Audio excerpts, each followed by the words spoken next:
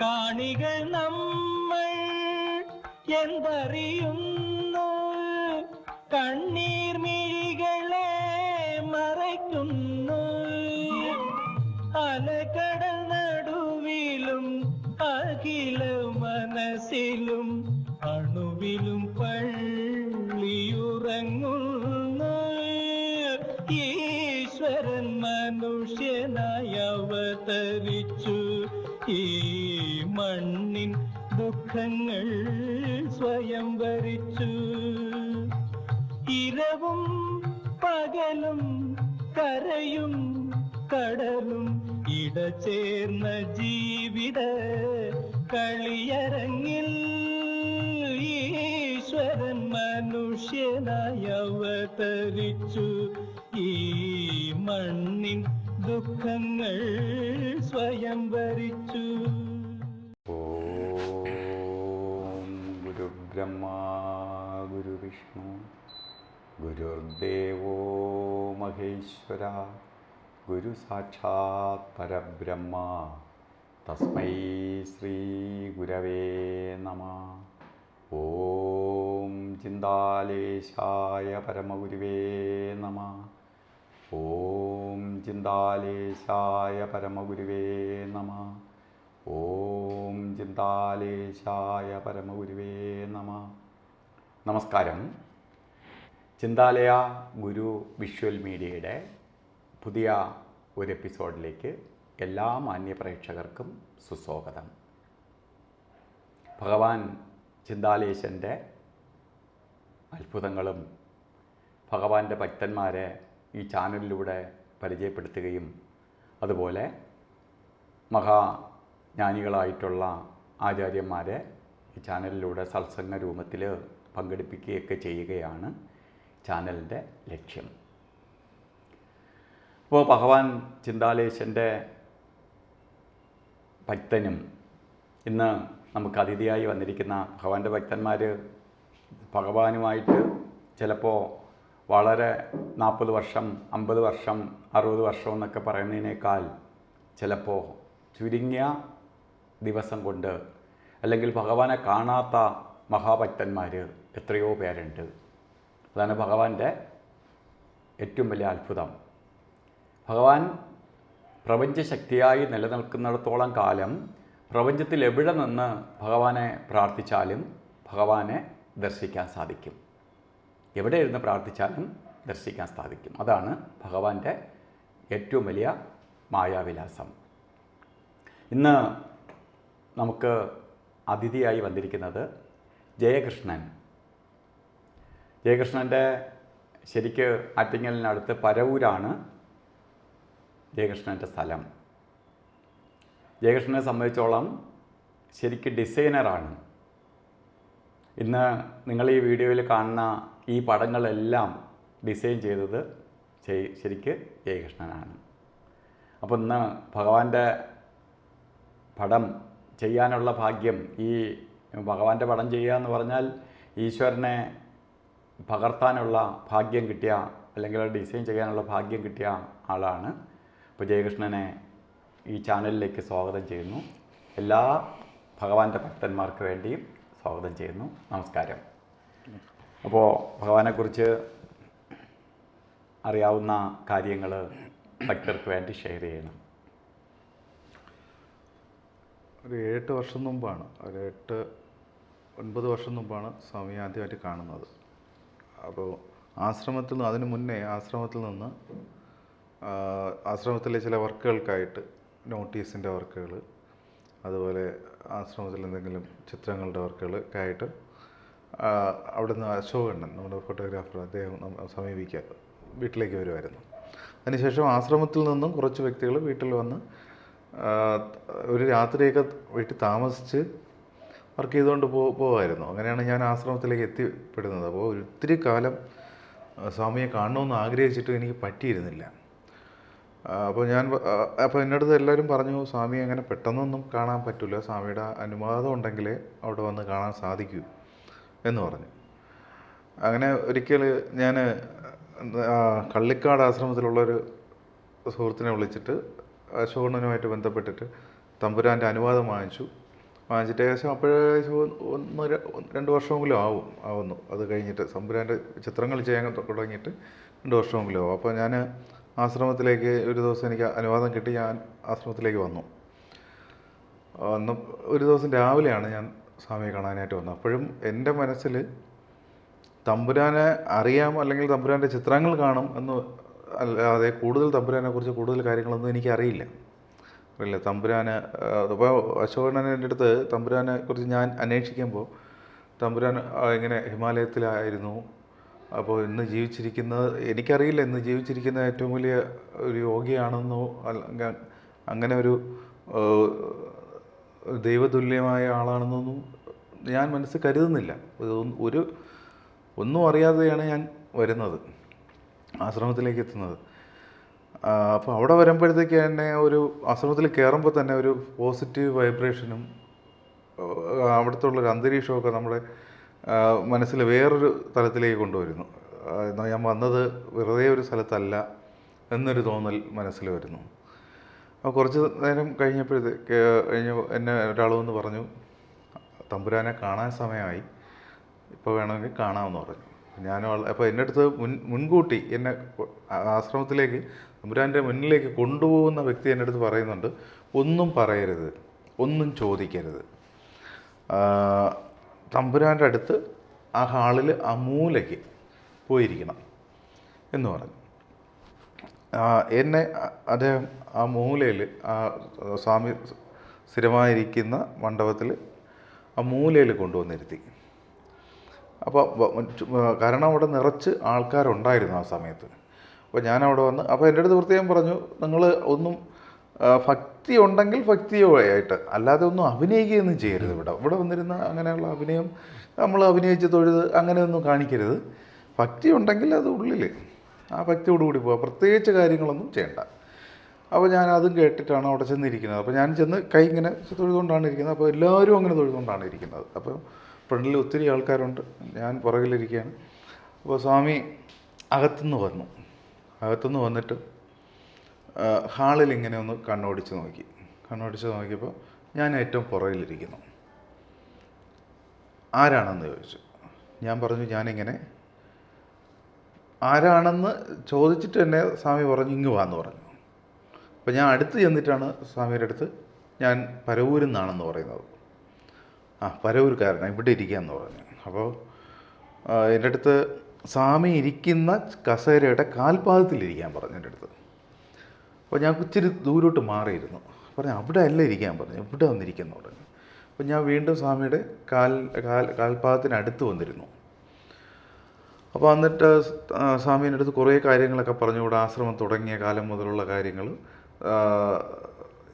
ചുറ്റുമുള്ള ആൾക്കാരെക്കുറിച്ചുള്ള കാര്യങ്ങൾ, ഇവിടെ ഭക്തരുടെ കാര്യങ്ങൾ, പിന്നെ ഇവിടെ വേറെ കാര്യങ്ങളൊന്നുമില്ല, ഞാനിവിടെ ഇങ്ങനെ ഇരിക്കുന്നു, എന്നെ കാണാനായിട്ട് കുറച്ച് ആൾക്കാർ വരുന്നു, ഇങ്ങനെയുള്ള കാര്യങ്ങൾ ഒത്തിരി നേരം സംസാരിച്ചു. ഒരു 5 മിനിറ്റോളം തമ്പുരാൻ സംസാരിച്ചു കൊണ്ടിരുന്നു. എന്നിട്ട് സ്വാമി വേഗം അകത്തേക്ക് പോയി പോയിട്ട് എന്തിനാണ് പോയെന്നറിയില്ല, സ്വാമി അകത്തേക്ക് പോയി. അപ്പോൾ ഞാൻ അവിടെ തന്നെ സ്വാമിയുടെ ചെയറിൻ്റെ അരികിൽ തന്നെ ഇരിക്കുകയാണ്. അപ്പോൾ എന്നെ അകത്തേക്ക് വിട്ട ആൾ, തമ്പുരാൻ്റെ അടുത്തേക്ക് കൊണ്ടുവന്ന ആൾ അവിടെ നിന്ന് ഓഫീസിൽ നിന്ന് തിരിച്ചു വന്നപ്പോൾ ഞാനിവിടെ ഇരിക്കുക, സ്വാമിയുടെ ചെയറിനടുത്തിരിക്കുകയാണ്. അപ്പോൾ പുള്ളി നോക്കിയിട്ട് പറഞ്ഞു, അയ്യോ എങ്ങനെ നീ എവിടെ എത്തിയത്? അവിടെ പോയിരിക്കാനല്ലേ ഞാൻ പറഞ്ഞത് എന്ന് പറഞ്ഞു. ഞാൻ പറഞ്ഞു, അല്ലല്ല. അപ്പോൾ പുള്ളി അവിടെ നിന്ന് വെളിയിൽ നിന്ന് പറയുകയാണ്, അവിടെയല്ല അവിടെ പോയിരിക്കണമെന്ന് പറഞ്ഞു. അങ്ങനെ ഞാൻ വീണ്ടും ഏറ്റവും പുറകിൽ പോയിരിക്കുകയാണ്. അവിടെ വന്നിരുന്നു. കുറച്ച് കഴിഞ്ഞപ്പോൾ സ്വാമി വീണ്ടും വന്നു. വീണ്ടും നോക്കിയപ്പോൾ എന്നെ ഇവിടെ നോക്കിയപ്പോൾ ഇല്ല. വീണ്ടും അവിടെ നോക്കി, ഇങ്ങ് വന്ന് വീണ്ടും വിളിച്ചു. ആര് പറഞ്ഞു അവിടെ പോകാനെന്ന് പറഞ്ഞു. ഞാൻ പറഞ്ഞു, ഇങ്ങനെ ഒരാൾ പറഞ്ഞു അങ്ങോട്ടിരിക്കുക, വീണ്ടും ഇവിടെ വന്നിരിക്കുകയെന്ന് പറഞ്ഞു. രണ്ടാമതും സ്വാമിയുടെ കാൽക്കൽ കൊണ്ടുവന്നിരുത്തി. അപ്പോൾ എനിക്ക് വളരെ സന്തോഷമായി. കാര്യം സ്വാമിയാണ് എന്നെ വിളിച്ച് കാൽക്കലേക്ക് കൊണ്ടുവന്നിരുത്തുന്നത്. അപ്പോൾ എനിക്ക് വളരെ സന്തോഷമായി. അതുമല്ല, കുറച്ച് നേരത്തെ എന്നെ കൊണ്ടാക്കിയ ആൾ അങ്ങനെയൊന്നും ചെയ്യാൻ പാടില്ല എന്നൊക്കെ പറഞ്ഞിരുന്നു. അപ്പോൾ സ്വാമി രണ്ടാമത് എന്നെ വിളിച്ചിരുത്തിയപ്പോൾ എനിക്ക് വളരെ സന്തോഷമായി. സ്വാമി വീണ്ടും എന്നെ അടുത്തിരുത്തിയിട്ട് കുറേ കാര്യങ്ങൾ വീണ്ടും അവിടുത്തെ സാധാരണമായ കാര്യങ്ങളൊക്കെ സംസാരിച്ചു. ഇവിടെ എല്ലാവർക്കും ഭക്ഷണം കൊടുക്കുന്നുണ്ട്, പിന്നെ കുറച്ച് റബ്ബറുണ്ട്, ഇങ്ങനെയുള്ള കാര്യങ്ങളൊക്കെ ചുറ്റുമൊക്കെ ഉള്ള ആൾക്കാരെക്കുറിച്ചൊക്കെ സംസാരിച്ചു. എന്നിട്ട് എൻ്റെ അടുത്ത് പറഞ്ഞു, കുറച്ച് കഴിഞ്ഞപ്പോൾ ജോലി ഉണ്ടെങ്കിൽ പോയി ജോലി ചെയ്യണം എന്ന് പറഞ്ഞു. ജോലി ഉണ്ടെങ്കിൽ ജോലി ചെയ്യണമെന്ന് പറഞ്ഞു. അപ്പോൾ ഞാൻ ശരി എന്നാൽ പോയി ജോലി ചെയ്യുമെന്ന് പറഞ്ഞിട്ട് എൻ്റെ കയ്യിൽ എന്തോ ഒരു ചുരുട്ടി എൻ്റെ കയ്യിലേക്ക് വെച്ച് തന്നു. മുറുകെ പിടിച്ചോ എന്ന് പറഞ്ഞു. ഞാനതിങ്ങനെ വെച്ചിട്ട് തമ്പുരാനെ തൊഴുതു തിരിച്ചിറങ്ങുമ്പോൾ ഒരു ലഡുവാണ്. ഈ ലഡുവിൻ്റെ പുറത്ത് ഒരു 500 നോട്ട് വളരെ ചെറുതായിട്ട് മടക്കി ഈ ലഡുവിൽ പതിപ്പിച്ച് വെച്ചിരിക്കുക. ലഡുവിൻ്റെ മധ്യഭാഗത്ത് പതിപ്പിച്ച് വെച്ചിരിക്കുക. അപ്പോൾ ശരിക്കും ആ നോട്ട് കാണാൻ പറ്റില്ല. നോട്ട് ആ ലഡുവിൽ താഴ്ത്തി വെച്ചിരിക്കുകയാണ്. അങ്ങനെ എനിക്ക് തമ്പുരാൻ ആദ്യമായിട്ട് തന്നു. അത് ഞാൻ പുറത്തിറങ്ങിയപ്പോൾ അപ്പോഴും എനിക്ക് അതിൻ്റെ അതെന്താണ് എനിക്ക് ലഭിച്ചതെന്നുള്ളത് എനിക്ക് അതിൻ്റെ പൂർണ്ണമായ വാല്യൂ എൻ്റെ മനസ്സിൽ വരുന്നില്ല. ഞാൻ ആദ്യമായിട്ടല്ലേ വരുന്നത്. അപ്പോഴാണ് പുറത്തിറങ്ങിയപ്പോഴാണ് വർഷങ്ങളായി വരുന്നവർക്ക്, എൻ്റെ സുഹൃത്തുക്കളുണ്ട്, അവർക്ക് തമ്പുരാൻ ഒന്നും കൊടുത്തിട്ടില്ല, ഇതൊന്നും വാങ്ങാനായിട്ട് നമ്മൾ വളരെയധികം ആഗ്രഹിച്ചാണ് വരുന്നത്, നിനക്ക് ഫസ്റ്റ് തവണ തന്നു. അപ്പോഴാണ് ഈ തമ്പുരാൻ തന്ന എന്താണെന്ന് എനിക്ക് മനസ്സിലാവുന്നത്. വളരെയധികം സന്തോഷത്തോടെയാണ് ഞാനത് മടങ്ങിപ്പോകുന്നത്. അതിനുശേഷം ഞാൻ ഇടയ്ക്കിടയ്ക്ക് തമ്പുരാനെ കാണാനായിട്ട് വരാറുണ്ട്, ആശ്രമത്തിൽ വരാറുണ്ട്. പിന്നെ അങ്ങനെ വർഷങ്ങൾ മുന്നോട്ട് പോയപ്പോൾ കൂടുതൽ ചിത്രങ്ങൾ, ഇവിടെ ഇരിക്കുന്ന എല്ലാ ചിത്രങ്ങൾക്കും പോലെ ഇതിലും അനേകം ഇരട്ടി ചിത്രങ്ങൾ ഞാൻ തമ്പുരാൻ്റെ ചിത്രങ്ങൾ വർക്ക് ചെയ്തിട്ടുണ്ട്. തമ്പുരാൻ്റെ പഴയ ഫോട്ടോസുകളൊക്കെ എടുത്ത് ഞാൻ പുതിയതാക്കി വർക്ക് ചെയ്യും. അപ്പോൾ ഞാനതിൽ സമയം നോക്കാറില്ല. പിന്നെ ഒരു പ്രാവശ്യം തെറ്റിയ ഒരു പിക്സലാണെങ്കിൽ പോലും ഞാനത് റിട്ടേൺ പോകും. ഒരിക്കലും ഞാനത് ആ തെറ്റ് വെച്ചുകൊണ്ട് മുന്നോട്ട് പോകില്ല. ഒരു വര വരച്ചാലും അത് തെറ്റാണെങ്കിൽ ഞാനത് ബാക്ക് പോയി വീണ്ടും ചെയ്തേ വരുള്ളൂ, ഒന്നേ വരുള്ളൂ. അല്ല അതിനെ വെച്ച് മേക്കപ്പ് ചെയ്യില്ല. ഒരു ദൈവത്തിൻ്റെ ചിത്രം എങ്ങനെയാണോ ചെയ്യുന്നത് എന്നുള്ള രീതിയിലാണ് ഞാൻ ചെയ്തു പോകുന്നത്. അങ്ങനെ വീണ്ടും കാലങ്ങൾ മുന്നോട്ട് പോയപ്പോഴത്തേക്ക് എൻ്റെ അമ്മയ്ക്കൊരു അസുഖം വന്നു. അപ്പോൾ അമ്മയ്ക്ക് വളരെ സുഖമില്ലാതായി. ഒരു 2 വർഷത്തോളം ചികിത്സിച്ചിട്ടും അമ്മയുടെ അസുഖം കൂടിക്കൂടി വരുന്നുള്ളൂ. അത് രോഗം കണ്ടുപിടിക്കുന്നതുമില്ല, രോഗങ്ങൾ കണ്ടെത്തുന്നതുമില്ല. അപ്പോൾ ഞാൻ അമ്മയുടെ അസുഖത്തിൽ വളരെയധികം സങ്കടത്തിലും ദുഃഖത്തിലുമൊക്കെ ആയിരുന്നു. അങ്ങനെ ഒരു 2 വർഷത്തിന് ശേഷം ഹോസ്പിറ്റലിൽ അമ്മയുടെ അസുഖം കണ്ടെത്തി. അപ്പോൾ കണ്ടെത്തുമ്പോൾ അവർ പറയുന്നു, ഹോസ്പിറ്റലിൽ പറയുന്നു, ഡോക്ടേഴ്സ് പറയുന്നു 2 മാസമേ മുന്നോട്ട് പോകാൻ പറ്റൂ, അതിനപ്പുറം ഇല്ല. അപ്പോൾ അതെനിക്ക് ഭയങ്കര ഒരു ഷോക്കാണ്. കാര്യം ഞാനും അമ്മയും മാത്രമാണ് വീട്ടിൽ. അപ്പോൾ എനിക്കത് ഒട്ടും അങ്ങ് അക്സെപ്റ്റ് ചെയ്യാൻ പറ്റുന്നില്ല. എൻ്റെ മനസ്സിൽ അത് അംഗീകരിക്കാൻ പറ്റുന്നില്ല. അപ്പോൾ ഞാൻ ഡോക്ടറെ അടുത്ത് ഈ അസുഖത്തിന് എന്തെങ്കിലും ട്രീറ്റ്മെൻറ്റ് ചെയ്ത് നമുക്ക് ക്യാഷ് മുടക്കി ചെയ്യാം എന്ന് പറയുമ്പോൾ, എത്ര രൂപയായാലും നമുക്ക് മുടക്കാമെന്ന് പറയുമ്പോൾ അവർ പറയുന്നത് അതൊന്നും സാധ്യമല്ല എന്നാണ്. അപ്പോൾ നമ്മളവിടെ ഒന്നുമല്ലാതാവുകയാണ്, നിസ്സഹായനായി നിൽക്കുകയാണ്. അപ്പോൾ ഞാൻ വളരെയധികം സങ്കടപ്പെട്ട് പ്രാർത്ഥനയും കാര്യങ്ങളൊക്കെ ആയിട്ട് മുന്നോട്ട് പോകണം. അപ്പോഴും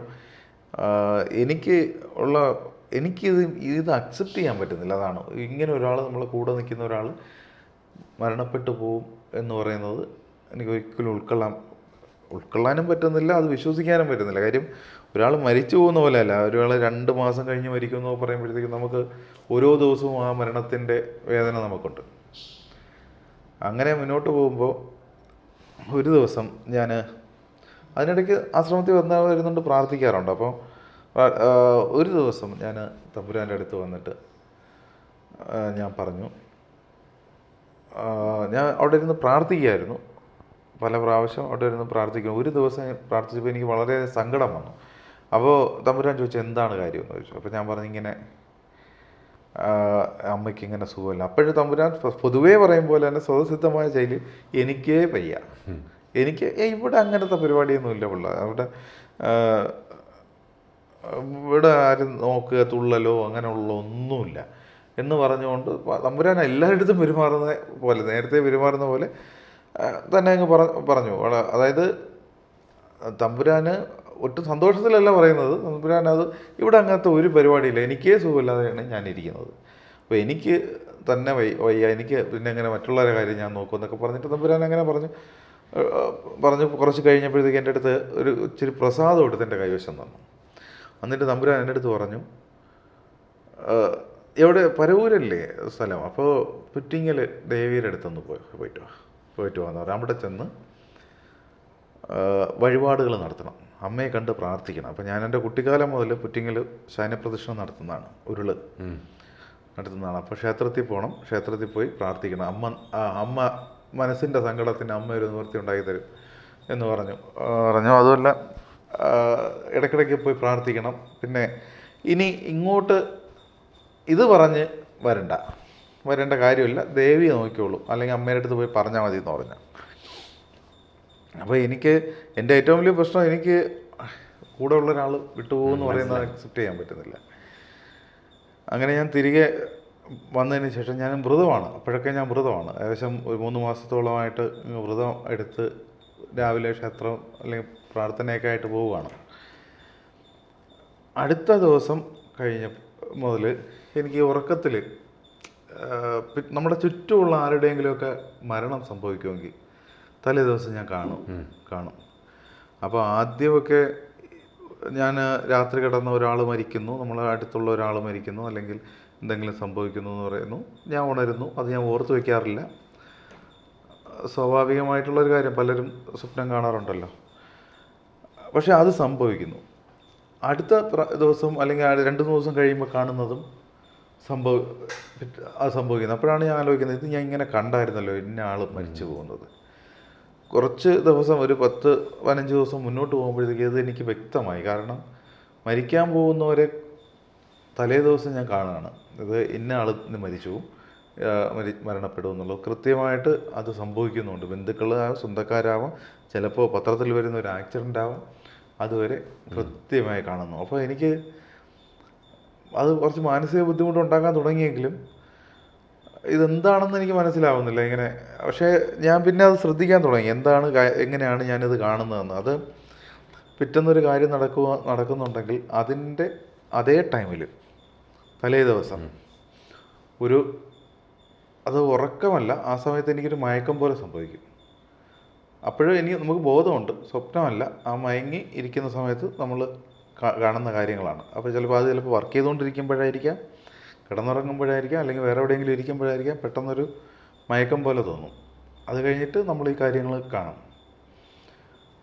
കണ്ടു കഴിയുമ്പോഴത്തേക്ക് ആദ്യം നമുക്കത് ഓർമ്മയിൽ ശ്രദ്ധിക്കാറില്ല, ഓർമ്മയിൽ വയ്ക്കാറില്ല. പിന്നെ ഞാനത് ഓർമ്മയിൽ വയ്ക്കാൻ തുടങ്ങി. അപ്പോൾ എൻ്റെ ഒരു സിസ്റ്റർ, അവർ ഒരുപാട് കാലമായി കോണ്ടാക്ട് ചെയ്തിട്ട്, അപ്പോൾ ആ സിസ്റ്ററെ പെട്ടെന്ന് മരിച്ചു പോകുന്നതായിട്ട് ഞാൻ കാണാം. സിസ്റ്റർ മരിച്ചു പോകുന്നു. അപ്പോൾ അന്ന് ഞാൻ എൻ്റെ അടുത്ത ബന്ധുക്കളെ വിളിച്ച് ചോദിച്ചു, അവർക്ക് എന്തെങ്കിലും പ്രശ്നമുണ്ടെന്ന് പറയും. ഒരു പ്രശ്നമില്ലെന്ന് പറഞ്ഞു. പിറ്റേന്ന് അതേ ടൈമിൽ സിസ്റ്റർ മരണപ്പെട്ടു. അപ്പോൾ എനിക്കത് കുറച്ച് പേടിയും കൂടെയൊക്കെ ഉണ്ടാക്കി. ഇങ്ങനെ ഞാൻ എന്താണ് കാണുന്നത് എന്നുള്ളത് എനിക്ക് മനസ്സിലാവുന്നില്ല. ഓരോ ദിവസം കൂടുന്തോറും ഇത് കൂടിക്കൂടി വരിക. അപ്പോഴും ഞാൻ വെജിറ്റേറിയനാണ്, പ്രാർത്ഥനയാണ്, രാവിലെയും വൈകിട്ടും പ്രാർത്ഥനയുണ്ട്. അങ്ങനെയൊക്കെ പോയിക്കൊണ്ടിരിക്കുകയാണ്. ഞാൻ താമസിക്കുന്നത് ഒരു ഡിസൈനിങ് സ്ഥാപനത്തിനകത്താണ്. അവിടെ കുറച്ച് സ്റ്റാഫുണ്ട്. അപ്പോൾ ഞാൻ അവിടെ താമസ സൗകര്യം ഉള്ളതുകൊണ്ട് ഞാൻ താമസിക്കുകയാണ്. അപ്പോൾ ഡിസൈനിങ് പഠിപ്പിക്കുന്നുണ്ട്. അങ്ങനെ ഞങ്ങളെല്ലാം ഇന്ന് ഇവിടെ വരുന്ന മറ്റൊരു ഭക്തൻ്റെതാണ് ആ സ്ഥാപനം. അപ്പോൾ ഞങ്ങൾ ഒരുമിച്ചാണ് അവിടെ വർക്ക് ചെയ്യുന്നത്. അപ്പോൾ ഞാനിത് പുള്ളിക്കാരൻ്റെ അടുത്ത് പറയാൻ തുടങ്ങി, അവിടെ എനിക്ക് സ്ഥാപനത്തിലുള്ളവരുടെ അടുത്തും പറയാൻ തുടങ്ങി, ഞാനിങ്ങനെ കാണുന്നുണ്ട്, അതൊക്കെ സംഭവിക്കുന്നുണ്ട് എന്ന് പറഞ്ഞു. അപ്പോൾ പുള്ളിക്കാരനും തമ്പുരാൻ്റെ ഭക്തനായതുകൊണ്ട് പുള്ളിക്കാരൻ പറഞ്ഞു, ഇത് തമ്പുരാൻ നിൻ്റെ മനസ്സിനെ ശരിയാക്കുന്നതാണ്. അപ്പോൾ കണ്ടിന്യൂ ആയിട്ട് ഇങ്ങനെ മരണങ്ങൾ കാണുന്നു, പിറ്റേന്ന് സംഭവിക്കുന്നു. ഇങ്ങനെ വന്നപ്പോഴത്തേക്ക് എനിക്ക് മനസ്സിലായി, ഈ മരണമെന്ന് പറയുന്നത് ദൈവനിശ്ചയം, അത് അനിവാര്യമാണ്. അതിനെ ആർക്കും തടയാൻ അനുവാദമില്ല, അല്ലെങ്കിൽ പാടില്ല. അപ്പോൾ എൻ്റെ മനസ്സ് കുറേ കൂടെ അങ്ങ് ദൃഢമായി. ഞാനിത് അക്സെപ്റ്റ് ചെയ്യാൻ തുടങ്ങി. മരണമെന്ന് പറയുന്നതൊരു തിരിച്ചു പോക്കാണ്, അല്ലാതെ മറ്റു കാര്യങ്ങളൊന്നുമല്ല. ഇതിന് എനിക്ക് ഭയം കുറഞ്ഞു. എൻ്റെ അമ്മയുടെ ഈ അസുഖത്തിനെക്കുറിച്ചും ഒക്കെ ഉള്ള ഒരു ഭയം എനിക്ക് കുറഞ്ഞു. കാര്യം മരണമെന്ന് പറയുന്നത് ഒരു അവസാനമല്ലെന്ന് എന്തോ ഒരു തോന്നൽ എനിക്ക്. അങ്ങനെ കുറേ ദിവസം കഴിഞ്ഞപ്പോൾ ഒരു ദിവസം ഞാൻ കണ്ടൊരു സ്വപ്നം, ഒരു 3:20 3 മണി 3:20 ആ സമയത്ത് ഞാൻ കണ്ടൊരു സ്വപ്നം. ഞാൻ കിടക്കുന്ന ആ സ്വപ്നമല്ല, ഈ സ്വപ്നമെന്ന് പറയാൻ പറ്റില്ല, ഉറക്കമല്ല, അതിനിടയ്ക്കുള്ളൊരു അവസ്ഥയാണ്. ഞാൻ ചാടി എഴുന്നേറ്റിട്ട് ചുവരിൽ ആ സമയത്ത് ഒരു കോയിനാണ് കൈ കിട്ടിയത്, ജനലിലിരുന്ന്. ആ സമയത്ത് ഞാൻ 3:20 എന്ന് അവിടെ എഴുതി. 3 മണി 3:20 ആണ് ആ ടൈം എഴുതിയിട്ട് ഞാൻ കണ്ടതൊന്ന് റിപ്പീറ്റ് ചെയ്തു. പക്ഷേ അതെനിക്ക് ഭയങ്കര ഷോക്കായിപ്പോയി. കാരണം ഞാൻ കാണുന്നത് ഒരു വലിയൊരു സ്ഫോടനമാണ് കാണുന്നത്, വലിയൊരു സ്ഫോടനം. ഈ സ്ഫോടനത്തിൽ 100 കണക്കിന് ആൾക്കാർ ചിതറിക്കിടക്കാണ്. അവിടെ ഈ സ്ഫോടനം നടക്കുന്ന സ്ഥലത്ത് കൃത്രിമമായിട്ടുള്ള താൽക്കാലിക ലൈറ്റുകളാണ് വെച്ചിരിക്കുന്നത്. പിന്നെ മഞ്ഞ് ചെറുതായിട്ട് പെയ്യുന്ന ആ ഒരു ടൈമിലാണ് ഈ സ്ഫോടനം നടക്കുന്നത്. കോൺക്രീറ്റ് കെട്ടിടങ്ങൾ തകർന്ന് കിടക്കുന്നു, അതിൻ്റെ മുകളിലേക്ക് ആൾക്കാരുടെ ശരീരം വീണ് കിടക്കുന്നു, ആൾക്കാർ ചിന്നിച്ചിതറി കിടക്കുന്നു. പിന്നെ മണൽപ്പരപ്പാണ്, വെള്ള മണലാണ്. അങ്ങനെ ഉള്ളൊരു വല്ലാത്തൊരു ഭീകര ദൃശ്യം. അതിൻ്റെ ബോഡി എടുക്കാൻ പോലും ആളില്ലാത്തൊരവസ്ഥ, അതിഭീകരം. ആ ഗന്ധം പോലും എൻ്റെ മൂക്കിലേക്ക് അടിച്ചു കയറുകയാണ്. ആ സ്ഥലത്തുള്ള ആ ഗന്ധം പോലും എനിക്ക് വരികയാണ്. അപ്പോൾ അതിനുശേഷം എനിക്ക് ഉറക്കം വന്നില്ല. അപ്പോൾ അതിനുശേഷം ഉറങ്ങാൻ എത്ര ശ്രമിച്ചിട്ടും പറ്റുന്നില്ല. അത്രയും ഭീകരമായ ഒരു കാഴ്ചയാണ് ഞാൻ കണ്ടത്. ഒരുപാട് പേര് മരിച്ച് കിടക്കുന്നു. അപ്പോൾ ഞാൻ രാവിലെ തന്നെ നമ്മുടെ ഓഫീസിൽ എല്ലാവരും വന്നപ്പോൾ ഈ കാര്യം പറഞ്ഞു. അപ്പോൾ അതിന് മുമ്പ് തന്നെ എല്ലാവർക്കും അറിയാം ഞാൻ പറയുന്ന കാര്യം കൃത്യമായി നടക്കുന്നുണ്ടെന്ന്. അപ്പോൾ അത് മരണം മാത്രമാണ് കാണുന്നത്. അപ്പോൾ അവരെല്ലാം വന്നപ്പോഴത്തേക്കും അങ്ങനെ പറഞ്ഞു. എനിക്ക് എത്ര ആലോചിച്ചിട്ടും ഇതെവിടെയാണ് സംഭവിക്കുന്നതെന്ന് ഇല്ല, അറിയാൻ വയ്യ. എവിടെയെങ്കിലും സംഭവിച്ചാൽ നമുക്ക് മുൻകൂട്ടി അറിയാൻ കഴിഞ്ഞാൽ അവിടെ പോയി നമുക്ക് എന്തെങ്കിലും ചെയ്യാം, അല്ലെങ്കിൽ കൂടുതൽ അലർട്ട് കൊടുക്കുക, എന്തെങ്കിലുമൊക്കെ ചെയ്യാം. പക്ഷേ എവിടെയാണെന്ന് മനസ്സിലാവുന്നില്ല. ഇത് എവിടെ സംഭവിക്കും? വെളുപ്പിനാണ്. പിന്നെ ആൾക്കാരുടെ ബോഡിയെ കിടക്കുന്ന കണ്ടു കഴിഞ്ഞാൽ ഒരു ഭാഗത്തേക്ക് നോക്കിക്കൊണ്ടിരിക്കുന്നതായിട്ടാണ് തോന്നുന്നത്. അപ്പോൾ അതൊക്കെ പറഞ്ഞിട്ട് നമ്മൾ എഴുതി വെച്ച് നോക്കിയിട്ട് പോലും നമുക്കത് എവിടെയാണെന്ന് മനസ്സിലാവുന്നില്ല. അപ്പോൾ ഞാൻ പറഞ്ഞു, ഇതൊരു സോഷ്യൽ മീഡിയയിൽ നമുക്കൊരു പോസ്റ്റ് ഇട്ടിട്ട് ഇങ്ങനെ ഏതെങ്കിലും ഒരു ഭാഗത്തേക്ക് ആരും രാത്രി പോകരുത്. ചിലപ്പോൾ ഇതൊരു സ്വപ്നമായിരിക്കാം, ചിലപ്പോൾ യാഥാർത്ഥ്യമാവുന്നെങ്കിൽ ഈ പോസ്റ്റ് കണ്ട് കുറേ പേരെങ്കിലും സുരക്ഷിതമായിട്ടിരിക്കുന്നെങ്കിൽ അത് നല്ലതാണ് എന്ന് പറഞ്ഞ് ഞാൻ അത് ചെയ്യാനായിട്ട് നോക്കി. അപ്പോൾ അവിടെ കൂടെയുള്ള ഡിസൈനേഴ്സ് പറഞ്ഞു, ഇങ്ങനെ എവിടെയെങ്കിലും സംഭവിച്ചാൽ അതോടുകൂടി നീ സംശയത്തിൻ്റെ നിഴലിലാവും, നിനക്ക് ഈ ഒരു സാധാരണ ജീവിതമായിരിക്കില്ല പിന്നെ ഇത്. അപ്പോൾ അങ്ങനെ അപ്പോഴും ഞാൻ പറയുന്നു, ഇത് സംഭവിക്കുന്നെങ്കിൽ നമ്മുടെ ലൈഫ് മാറ്റി വെച്ചാൽ എന്ത് സംഭവിച്ചാലും കുഴപ്പമില്ല, ആരെങ്കിലുമൊക്കെ രക്ഷിക്കാൻ പറ്റുമെങ്കിൽ അതാണ് നല്ലത്. അപ്പോൾ കൂടുതൽ അഭിപ്രായം വന്നത് അതങ്ങനെയൊന്നുമല്ല, എവിടെയെങ്കിലും എന്തെങ്കിലും സംഭവിച്ചു കഴിഞ്ഞാൽ എനിക്കത് വലിയ ദോഷം വരും എന്ന് പറഞ്ഞിട്ട് അവരെന്നെ നിരുത്സാഹപ്പെടുത്തി. അപ്പോഴും എനിക്ക് ആഗ്രഹമുണ്ട് തമ്പുരാനോട് വന്ന് പറയണം എന്നുള്ളത്. പക്ഷേ അത് വീണ്ടും ഒരു അബദ്ധമാവുമോ എന്നുള്ളത് കൊണ്ട് ഞാൻ പറഞ്ഞില്ല. ആശ്രമവുമായി ബന്ധപ്പെട്ട 1-2 വ്യക്തികളെടുത്തുകൂടെ പറഞ്ഞു. എന്നിട്ട് ഞാൻ അമ്മയെ കാണാനായിട്ട് വീട്ടിലേക്ക് വന്നു. അന്ന് രാത്രി ഞാൻ ഉറങ്ങുന്നില്ല. കറക്റ്റ് ഒരു 4-5 മണിയൊക്കെ ആയപ്പോഴത്തേക്ക് അറിയാൻ പറ്റി ഈ പുറ്റിങ്ങൽ ക്ഷേത്രത്തിൽ വെടിക്കെട്ട് അപകടം ഉണ്ടായി എന്നുള്ളത്.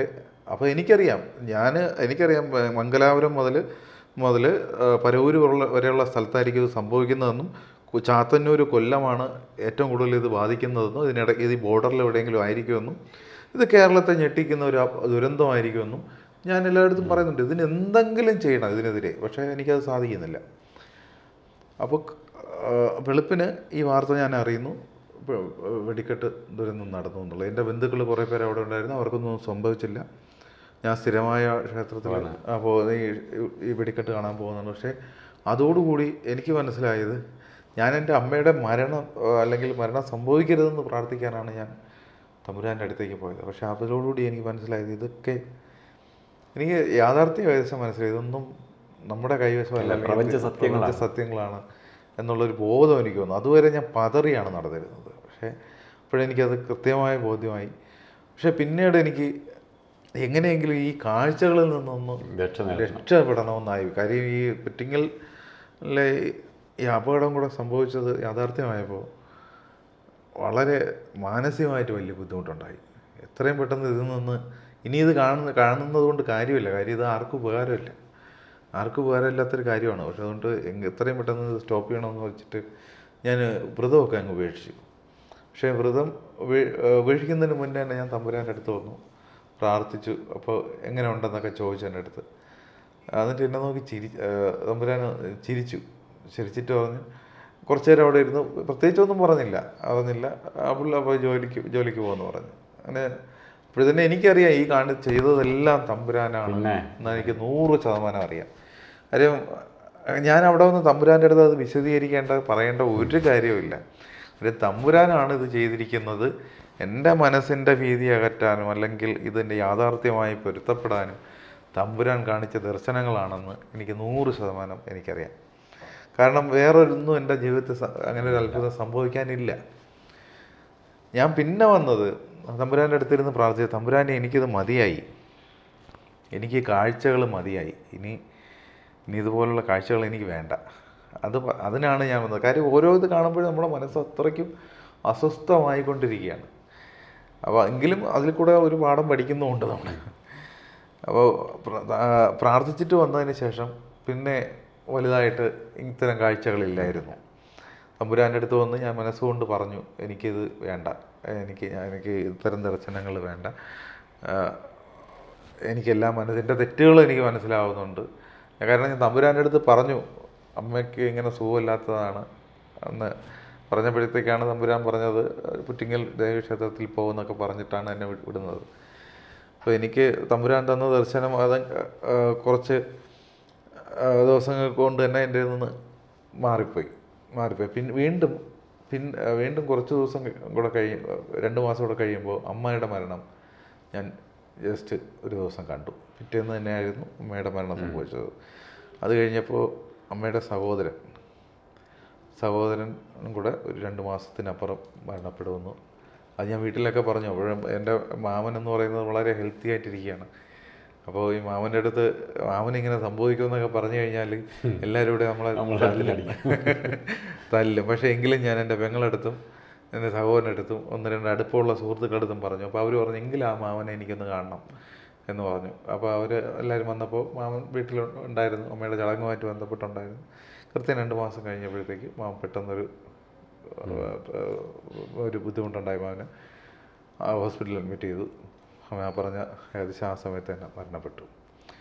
അപ്പോൾ അത് പിന്നെ ഈ 2 കാഴ്ചകളിലൂടെ കഴിഞ്ഞിട്ട് അത് ഏകദേശം എനിക്ക് ഈ ദർശനങ്ങളൊക്കെ അങ്ങ് പോയി. കാരണം ഇത് എങ്ങനെയെങ്കിലും എനിക്ക് കാണണ്ട, അങ്ങനെയാണ് ഞാൻ കരുതുന്നത്. പിന്നെ അതിന് ശേഷം കുറച്ച് തമ്പുരാൻ്റെ പിന്നെ ഞാൻ ഇടയ്ക്ക് സ്വാമിയുടെ അടുത്ത് വരുമായിരുന്നു, സ്വാമിയുടെ ചിത്രങ്ങളൊക്കെ ചെയ്യുമായിരുന്നു. അതിനുശേഷം തമ്പുരാന് സുഖമില്ലാതെ കിടക്കുന്ന ആ സമയത്തും അവിടെ വന്നിരുന്നു. അതിനൊക്കെ ശേഷമാണ് തമ്പുരാൻ്റെ സമാധി സമയത്ത് വന്നപ്പോഴത്തേക്കും തമ്പുരാൻ്റെ കാൽക്കൽ തൊട്ട് നമസ്കരിക്കാനുള്ള അവസരം കിട്ടി. എല്ലാവർക്കും കിട്ടിയിട്ടുണ്ടോ എന്ന് എനിക്കറിയത്തില്ല, എന്തായാലും എനിക്ക് അത് കിട്ടി. ആ അവസരം കിട്ടി. തമ്പുരാനോട് നമ്മൾ അറിഞ്ഞോ അറിയാതെയോ ചെയ്തു പോയ എല്ലാ അപരാധങ്ങൾക്കും മാപ്പ് ചോദിക്കാനൊക്കെ കഴിഞ്ഞു. പിന്നെ അതിനുശേഷം എനിക്കുണ്ടായൊരു അത്ഭുതം, ഞാൻ അതിനുശേഷം ഒരു ദിവസം ആശ്രമത്തിൽ വരാനായിട്ടിരിക്കുമ്പോൾ, വാർഷികത്തോടനുബന്ധിച്ച് വരാനായിട്ടിരിക്കുമ്പോഴത്തേക്ക് തലേ ദിവസം തമ്പുരാനെ സ്വപ്നത്തിൽ കാണുകയാണ്. തമ്പുരാൻ താഴെ നിന്ന് ക്ഷേത്രത്തിന് അടുത്തുനിന്ന് കൈലി കൊടുത്തുകൊണ്ട് മുകളിലേക്ക് കയറി വരികയാണ്. കയറി വന്നിട്ട് വളരെ ദേഷ്യത്തിലാണ്. ദേഷ്യത്തിൽ കയറി വന്നപ്പോൾ ഞാനവിടെ ഓഫീസിൻ്റെ ആ ഭാഗത്തായിട്ട് നിൽക്കുന്നതായിട്ടാണ് കാണുന്നത്. തമ്പുരാൻ അവിടേക്ക് വന്നിട്ട് എന്നെ നോക്കിയിട്ട് ദേഷ്യത്തോടെ പറയുകയാണ്, എല്ലാവരെയും വിചാരം ഞാനിവിടെ ഇല്ലെന്നാണ് എന്ന് പറഞ്ഞ് വളരെ ദേഷ്യത്തിൽ പറഞ്ഞിട്ട് തമ്പുരാൻ സ്ഥിരമായിരിക്കുന്ന ആ ആശ്രമത്തിലേക്ക് നടന്നു പോവുകയാണ്.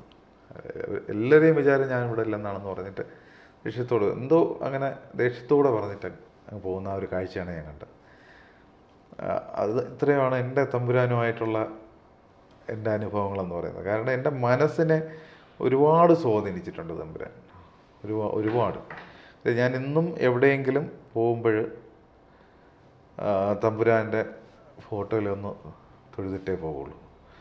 പോകത്തുള്ളൂ. ഇപ്പോഴും തമ്പുരാൻ്റെ ചിത്രങ്ങൾ എൻ്റെ അടുത്തുണ്ടാവും. പിന്നെ ഏറ്റവും അധികം എനിക്ക് തോന്നുന്നു ഏറ്റവും അധികം സ്വാമിയുടെ ചിത്രങ്ങൾ എഡിറ്റ് ചെയ്യാനും അത് ചെയ്യാനും ഉള്ള ഭാഗ്യം എനിക്ക് കിട്ടിയിട്ടുണ്ട്. ഒരുപാട് ചിത്രങ്ങൾ. പിന്നെ ഈ ചിത്രങ്ങൾ ചെയ്തുകൊണ്ടിരിക്കുമ്പോൾ ഒരു പ്രത്യേകതയുണ്ട്.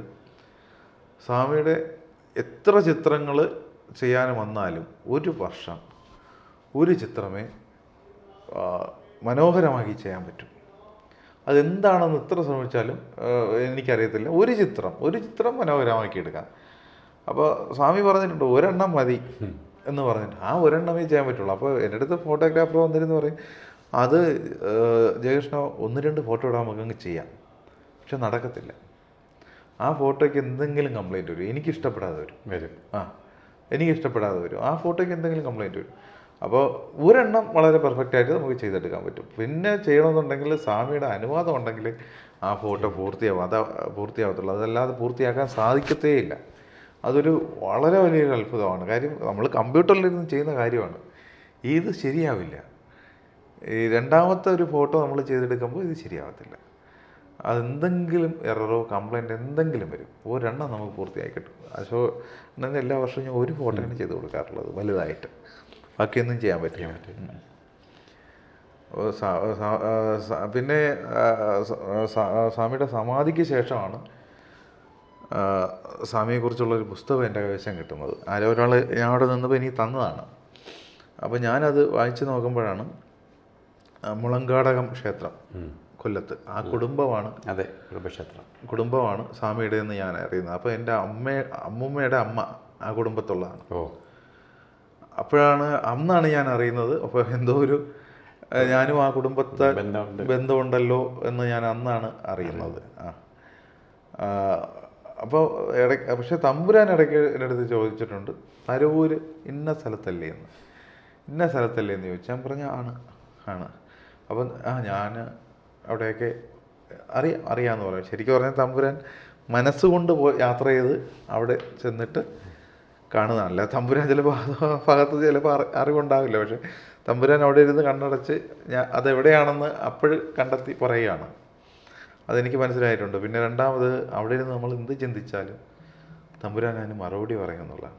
തമ്പുരാൻ്റെ മുന്നിൽ മനസ്സിൽ ചിന്തിക്കുന്നത് സ്വാമി കേൾക്കും. മനസ്സിൽ ചിന്തിച്ചാൽ മതി, അല്ലാതെ പറയണ്ട. അതെ. അതുകൊണ്ടാണ് ആശ്രമത്തിൽ വരുന്നവരോട് കൂടെ നമ്മളായിട്ടൊന്നും അങ്ങോട്ട് പറയണ്ട എന്ന് പറയാം. കാരണം ഒരാളിൻ്റെ മനസ്സ് നിങ്ങൾ എന്താണോ വിചാരിച്ചുകൊണ്ട് വരണത് അത് ഭഗവാന്റെ കൂടെ അങ്ങ് നിങ്ങൾ മനസ്സിൽ വിചാരിക്കുമ്പോൾ ഭഗവാൻ കേട്ട് കഴിഞ്ഞു. അതിനുള്ള മറുപടി ഭഗവാൻ പറയും. അത് പരിഹരിക്കാൻ പറ്റുന്നതാണെങ്കിൽ പരിഹരിക്കപ്പെടും. ഇപ്പം അമ്മയിലെ കേസ് എന്ന് പറയുന്നത് അത് പ്രപഞ്ച നിയമമാണ്. അമ്മയ്ക്ക് പോയേ തീരുള്ളൂ. അപ്പോൾ നിങ്ങളെ മനസ്സ് ചഞ്ചലമായതുകൊണ്ടും അമ്മ എന്ന് പറഞ്ഞ് അതും അമ്മയും മോനും മാത്രമുള്ള അടുത്ത് അമ്മ വിട്ടുപോകുക എന്ന് പറയുന്നത് താങ്ങുന്നതിനപ്പുറത്താണ്. അത് ചിന്തിക്കാവുന്നതേ ഉള്ളൂ. ഒറ്റപ്പെടുകയാണ് പിന്നെ. അപ്പോൾ ഇത് നിങ്ങളെ മനസ്സിൻ്റെ അവസ്ഥ ഭഗവാൻ കണ്ടിട്ടാണ് ഈ മരണം എന്ന് പറയുന്നത് പ്രപഞ്ച നിയമമാണെന്നും ആ സത്യം നിങ്ങൾക്ക് ഇങ്ങനെ ബോധ്യപ്പെടുത്തിക്കൊണ്ട് തന്നതാണ് പല മരണങ്ങൾ. അപ്പോൾ അത് ഒരുമിച്ച് പോവേണ്ടടുത്ത് ഒരുമിച്ച് പോകണം, ഒറ്റയ്ക്ക് പോവേണ്ടടുത്ത് ഒറ്റയ്ക്ക് പോകും. അങ്ങനെയാണ് വെടിക്കെട്ടൊക്കെ കാണിച്ചു തന്നത്, ഒരുമിച്ച് പോവേണ്ടടുത്ത്. അപ്പോൾ ഇതെല്ലാം സത്യങ്ങളാണ്. പ്രപഞ്ച സത്യങ്ങളെ ധിക്കരിച്ചുകൊണ്ടാക്കും പോകാൻ പറ്റില്ല. അപ്പം ഭഗവാൻ തന്നെ ഒരിക്കൽ ഭഗവാൻ സുഖമില്ലാതെ ഇരിക്കുന്ന സമയം, അപ്പോൾ ഞാൻ സ്വാമിയെ കാണാൻ പോകും. ആഴ്ചയിൽ 2 ദിവസമെങ്കിലും പോവും. അപ്പം എനിക്ക് നേരത്തെ ഭഗവാന്റെ അടുത്ത് അകത്ത് പ്രവേശിക്കാനുള്ള അനുവാദമുണ്ട്. അത് കഴിഞ്ഞ് ട്രസ്റ്റ് മെമ്പറായപ്പോൾ അതിൻ്റെ ഒരു പരിരക്ഷയും കൂടി ഉണ്ടായിരുന്നു. അങ്ങനെ ഭഗവാന്റെ അടുത്ത് പോകുന്ന സമയത്ത് ഭഗവാൻ ഒരു ദിവസം എൻ്റെ കൈ ഇങ്ങനെ പിടിച്ചിട്ട് പറഞ്ഞു,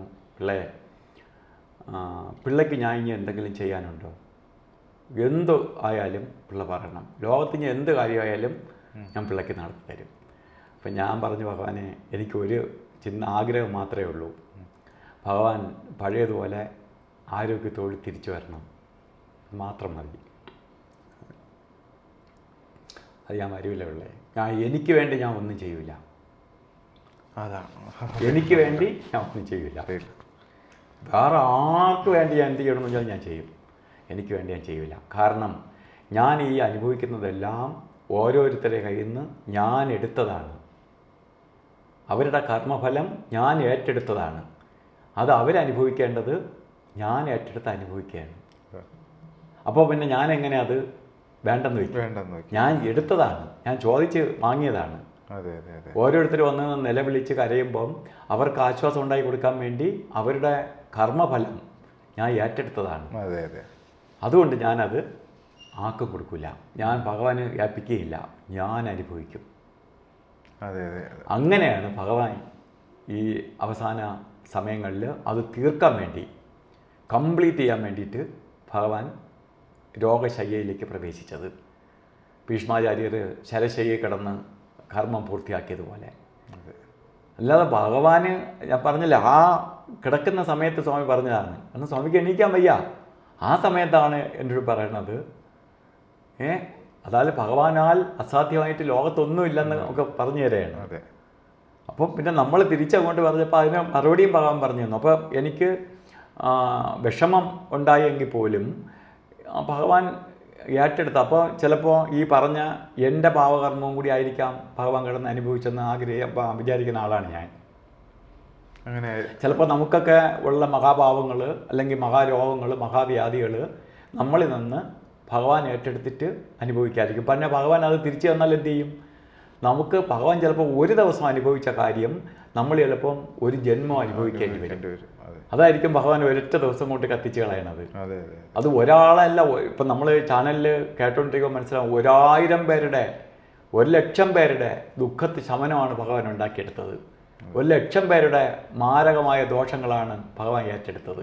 അല്ലാതെ ഒരു വ്യക്തിയുടെ അല്ല, ഒരനുഭവമല്ല, ഒരാളിനെ മോശപ്പെടുത്തുകയല്ല ചെയ്തത്. എല്ലാവരുടെയും ദുരിതങ്ങളെടുത്ത് എല്ലാവർക്കും മോശപ്രാപ്തി ഉണ്ടാക്കി കൊടുക്കുകയാണ് ഭഗവാൻ ചെയ്തത്. അതുകൊണ്ടാണ് അത് അമ്മയ്ക്ക് പോകാൻ സമയമായി. അതെ, തീർച്ചയായും പോയേ പറ്റൂ. ജാതകം എന്നല്ല, ഒരു കർമ്മഫലം ഉണ്ട്. ഇത് കഴിഞ്ഞ് അപ്പോഴും പോയില്ലെങ്കിൽ സംഭവിക്കുന്നത് എന്താണെന്നറിയാമോ? ഞാൻ ജ്യോതിഷം പഠിച്ച ആളായതുകൊണ്ട് ഞാൻ പറയാണ്, ഒരാളുടെ മരണം സംഭവിക്കുന്നത് എന്താണെന്ന് ചോദിച്ചാൽ അടുത്ത് അവർക്ക് വേറൊരു സ്ഥലത്തേക്ക് അവരെ പോസ്റ്റ് ചെയ്യുകയാണ്. നമുക്ക് വേറെ സ്ഥലത്തേക്ക് ഒരു പോസ്റ്റിംഗ് നടക്കുകയാണ്, പ്രൊമോഷൻ തരാൻ പോവുകയാണ്. നമ്മൾ അവിടെ ചെന്ന് ജോയിൻ ചെയ്തില്ലെങ്കിൽ എന്ത് ചെയ്യും? നമുക്ക് ആ ജോലി നഷ്ടപ്പെടും. ഞാൻ അവിടെ ജോയിൻ ചെയ്യുന്നില്ല എന്ന് പറഞ്ഞാൽ നമ്മളെ ജോലി നഷ്ടപ്പെടുകയാണ്. പിന്നെ നമുക്ക് ചിലപ്പോൾ അതുപോലെ ഒരു ജോലി ടെസ്റ്റ് എഴുതി കിട്ടണമെങ്കിൽ ചിലപ്പോൾ വർഷങ്ങൾ കഴിയും, ചിലപ്പോൾ നൂറ്റാണ്ട് കഴിഞ്ഞാലേ അമ്മയ്ക്ക് അടുത്തൊരു നല്ലൊരു മോക്ഷപ്രാപ്തിയിലുള്ള ഒരു ജന്മം കിട്ടുള്ളൂ. അതുകൊണ്ട് അങ്ങനെ വരുന്ന കേസുകൾ മാത്രമാണ് ഭഗവാൻ വിട്ടുകൊടുക്കാത്തത്. എൻ്റെ കൂടെ തന്നെ ഒരിക്കൽ പറഞ്ഞാണ്, പിള്ളേ നമ്മളുമായിട്ട് സഹകരിക്കുന്ന ഒരാൾ മരിക്കാൻ പോയാലും കാലം എൻ്റെ കൂടി വന്ന് ചോദിക്കും, ഞാൻ കൊണ്ടുപോട്ടോ എന്ന്. എൻ്റെ കൂടി ചോദിക്കാതെ എൻ്റെ ചുറ്റും നിൽക്കുന്ന ഒരാളിനെയും കൊണ്ടുപോകത്തില്ല. പക്ഷേ പോകണമെങ്കിലോ ഞാൻ പറയും, ചില ആൾക്കാർക്ക് ചുരുക്കം ദിവസത്തെ അവരിൽ നിന്നുള്ള സ്നേഹമോ അവരിൽ നിന്നുള്ള എന്തെങ്കിലും അധികാരങ്ങളോ അവരിൽ നിന്നുള്ള എന്തെങ്കിലും നേട്ടങ്ങളോ കൊയ്യാൻ വേണ്ടി ഇവർ പോവരുതേ എന്നും പറഞ്ഞ് ഇവർ നിലവിളിക്കും.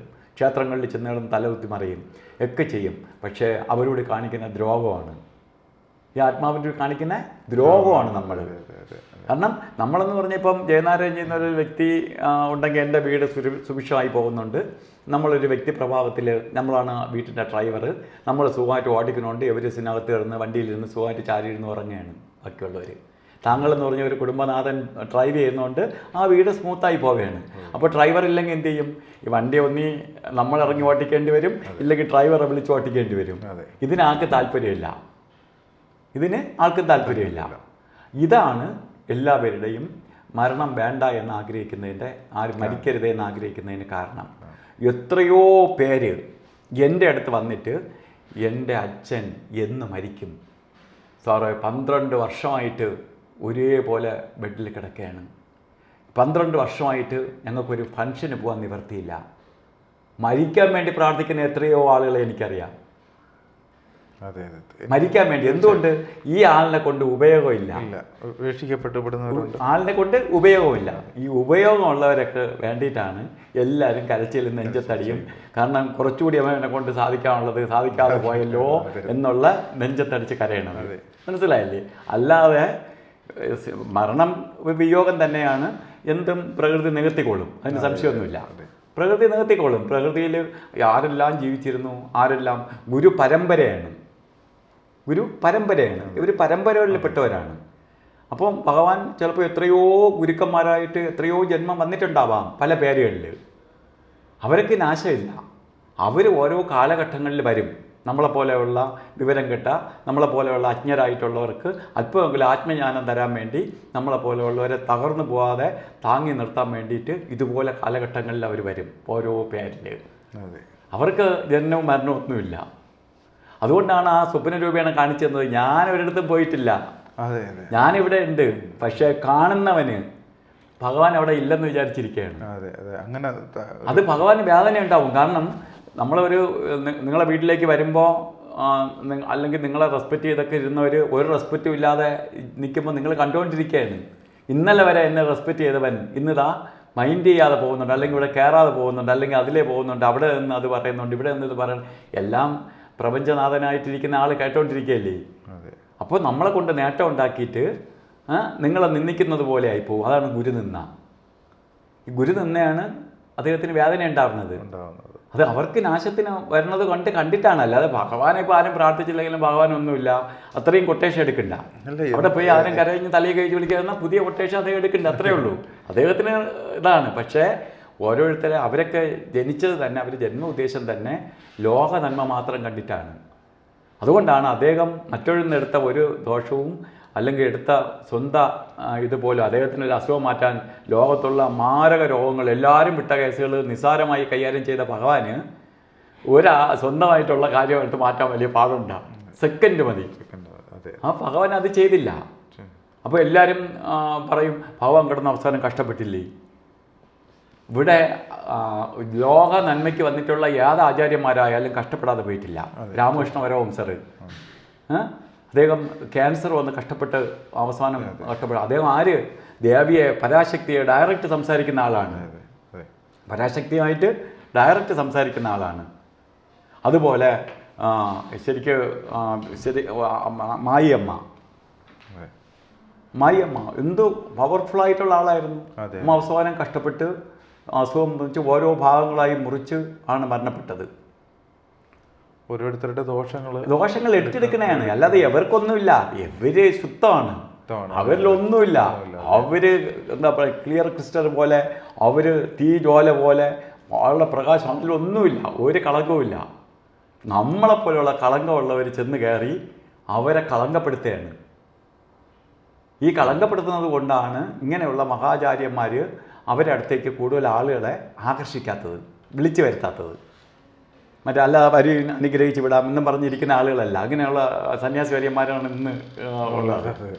എനിക്ക് ഏറ്റവും കൂടുതൽ ഞാൻ മനസ്സുകൊണ്ട് ഏറ്റവും അധികം റെസ്പെക്റ്റ് ചെയ്തിട്ടുള്ള ഒരു ജീവിച്ചിരിക്കുന്ന ഒരു ദൈവം ഉണ്ടെന്നുണ്ടെങ്കിൽ അത് തമ്പുരാനാണ്. അതിന് കാരണം എല്ലാ സ്വാമിമാരും നമ്മൾ എവിടെയെങ്കിലും ചെന്ന് കഴിഞ്ഞ് പോയിട്ട് ഇന്ന ദിവസം വരൂ, അല്ലെങ്കിൽ പിന്നെ വരൂ, അല്ലെങ്കിൽ എപ്പോഴെങ്കിലും വരൂ.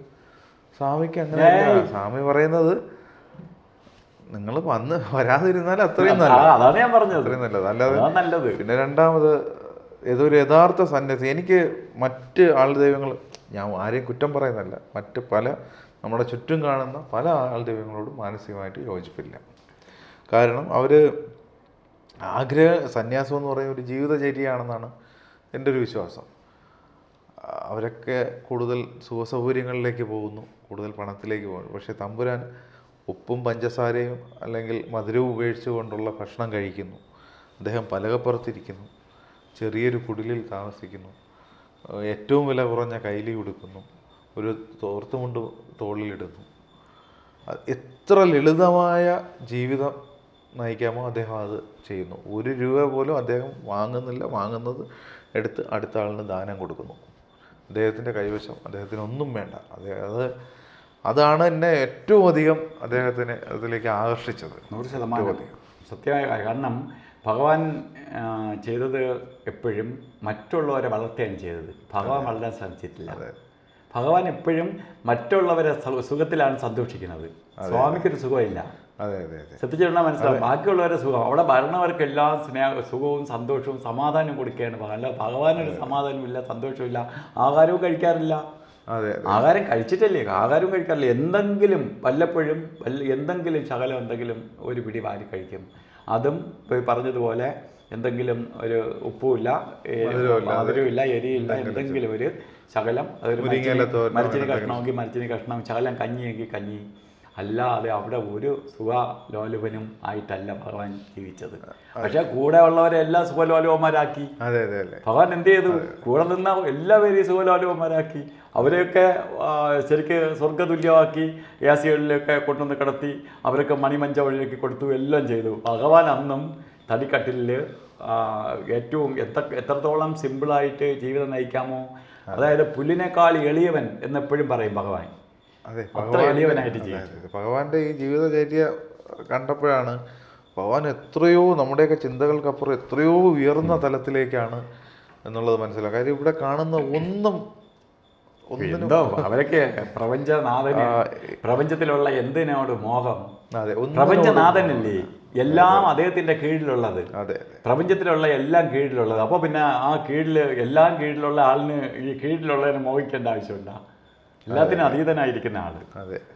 അപ്പോൾ ഇത്രയും സമയം ഒരുപാട് ഭാഗ്യം കിട്ടിയിട്ടുള്ള ആളാണ്. ഒരുപാട് ഭാഗ്യം കിട്ടിയിട്ടുള്ളതെന്ന് വെച്ചാൽ ഭഗവാന്റെ ഛായാചിത്രം